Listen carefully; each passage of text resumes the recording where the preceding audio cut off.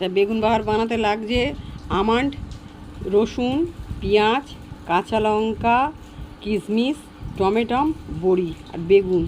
আর বন্ধুরা দেখুন আমি দিলাম কাঁচা লঙ্কা, দিলাম সমস্ত রকম পেস্ট দিলাম, টমেটো, লঙ্কার গুঁড়ো দিলাম, হলুদ গুঁড়ো দিলাম, জিরের গুঁড়ো, মরিচ গুঁড়ো দিয়ে সুন্দর করে কষছি। এবার একটু জল দিয়ে দিলাম। বন্ধুরা দেখতে পারেন এবার মাছগুলো দিয়ে দিচ্ছি বন্ধুরা।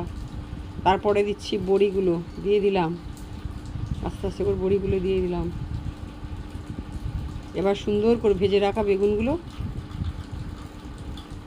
দিয়ে দিলাম।